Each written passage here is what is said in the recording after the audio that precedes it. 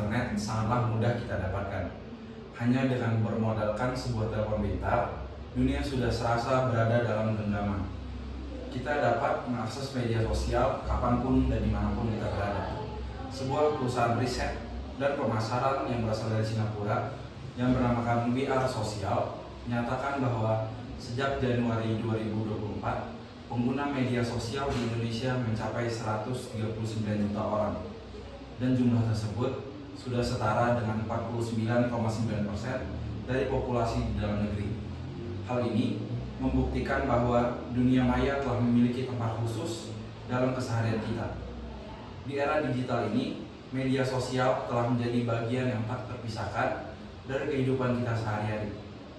Namun, seringkali kita lupa bahwa dengan kekuatan yang dimilikinya, media sosial juga membawa tanggung jawab yang besar dalam kehidupan kita. Kita hidup di zaman di mana setiap tindakan online kita dapat memiliki dampak yang besar, baik itu secara positif maupun secara negatif. Oleh karena itu, marilah kita bersama-sama mengembangkan kesadaran akan pentingnya membangun kebijaksanaan dalam bermedia sosial. Assalamualaikum warahmatullahi wabarakatuh. Perkenalkan, saya Zaki Abdul Aziz dari Teknik Industri Angkatan 2021. Sini saya akan memaparkan materi tentang bijak memanfaatkan media sosial.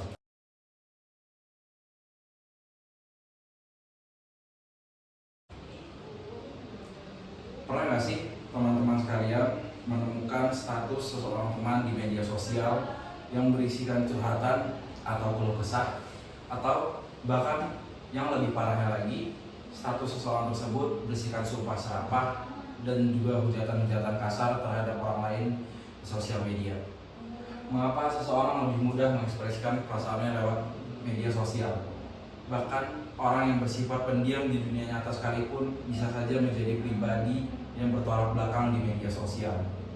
Hal ini disinyalir karena sifat online dari dunia maya yang tidak mengharuskan penggunanya bertatap muka, sehingga pengguna media sosial lebih berani untuk berbicara atau berkomentar secara leluasa. Karena keleluasan yang ditawarkan membuat pengguna media sosial sering melupakan etika berkomunikasi. Bahkan pada kasus-kasus tertentu dapat berkembang ke arah kategori kejahatan. Sama halnya seperti dengan komunikasi di ranah publik dunia nyata, pada media sosial sekalipun sangatlah berisiko menimbulkan konflik. Undang-Undang Informasi Transaksi Elektronik atau yang biasa kita kenal dengan UU ITE dibuat untuk mengatur segala hal yang berkaitan dengan penyebaran informasi transaksi elektronik.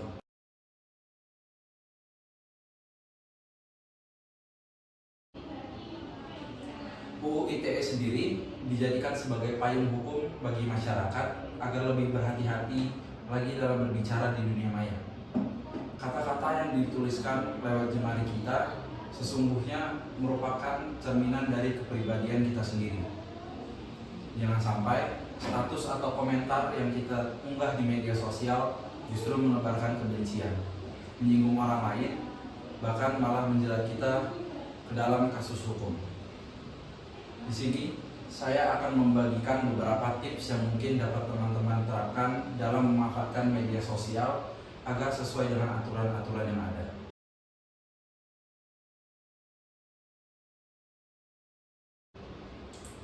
Untuk tips yang pertama, teman-teman harus menjunjung tinggi etika dalam berkomunikasi.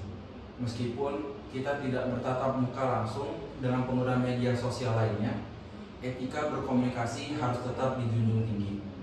Status ataupun komentar yang ditulis diusahakan tidak menyakiti, melecehkan, merendahkan, memfitnah, bahkan sampai melanggar hak-hak orang lain. Seperti contoh, jangan pernah sekalipun teman-teman menggunakan kata-kata kasar atau merendahkan dalam interaksi online. Dan juga berikan saran atau kritik dengan santun dan berfokus pada solusi, bukan pada kesalahan.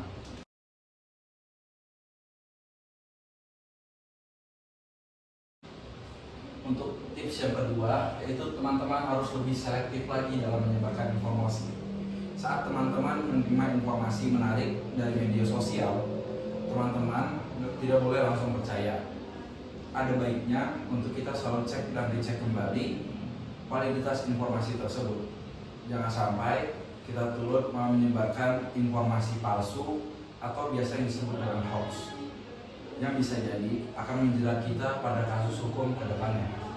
Seperti contoh, teman-teman harus selalu cek sumber informasi, cari konfirmasi melalui sumber yang terpercaya, dan juga teman-teman harus menghindari menyebarkan informasi yang tidak dapat dipastikan kebenarannya.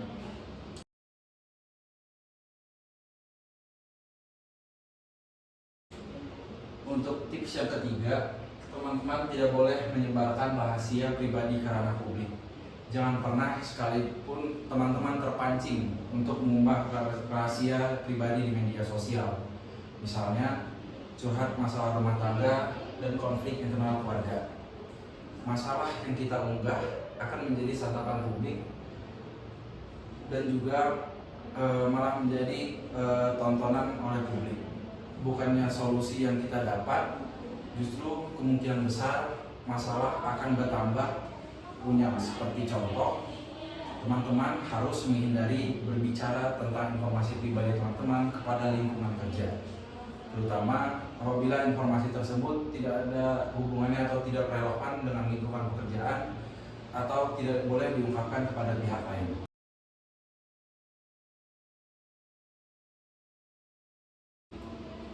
Untuk tips yang keempat, yaitu teman-teman harus lebih bijak lagi dalam mengatur waktu online atau menggunakan media sosial. Sebaiknya teman-teman membatasi berapa lama waktu untuk kegiatan online atau menggunakan media sosial. Jangan sampai waktu kebersamaan dengan keluarga, teman, dan lingkungan sosial, atau bahkan waktu produktif teman-teman untuk bekerja atau mengerjakan tugas lainnya malah sia-sia karena lebih menikmati kegiatan online. Seperti contoh, teman-teman harus menetapkan waktu khusus dalam sehari untuk menggunakan media sosial, misalnya 30 menit di pagi hari dan 30 menit di malam hari. Hal ini tentunya dapat membantu teman-teman untuk tetap terhubung dengan teman dan keluarga secara teratur tanpa harus menghabiskan terlalu banyak waktu secara berlebihan.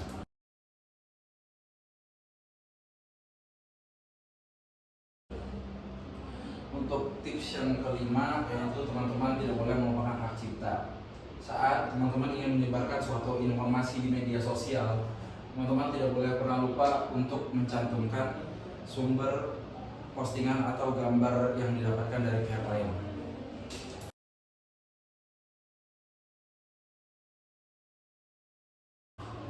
Untuk tips yang terakhir, yaitu teman-teman harus lebih hati-hati lagi dalam menyebarkan data pribadi. Saat ini, media sosial sudah sangat rawan dengan berbagai risiko penipuan dan kejahatan lainnya. Sebaiknya, teman-teman lebih berhati-hati lagi untuk menyebarkan data identitas maupun foto-foto pribadi supaya tidak mudah dimanfaatkan oleh pihak-pihak tertentu yang memiliki niat buruk terhadap kita dan juga tidak disalahgunakan. Seperti contoh, teman-teman harus selalu periksa dan perbarui pengaturan privasi teman-teman di platform media secara teratur.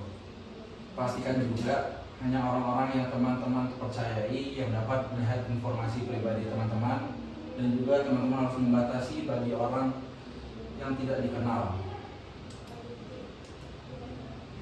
Sebagai bagian dari produk teknologi masa kini, media sosial pun ibaratnya memiliki dua sisi mata pedang. Media sosial hanyalah sarana atau media yang bersifat netral, sedangkan pengguna yang akan memanfaatkannya menjadi pembawa kebaikan atau justru malah sebaliknya. Dalam rangka membangun kebijaksanaan dalam bermedia sosial, kita harus selalu mengingat nilai-nilai seperti empati, rasa hormat, keteladanan, dan juga keterbukaan. Dengan menjaga prinsip-prinsip ini sebagai pedoman, saya yakin kita semua dapat menjadi pengguna media sosial yang lebih bertanggung jawab lagi dan berkontribusi positif bagi masyarakat.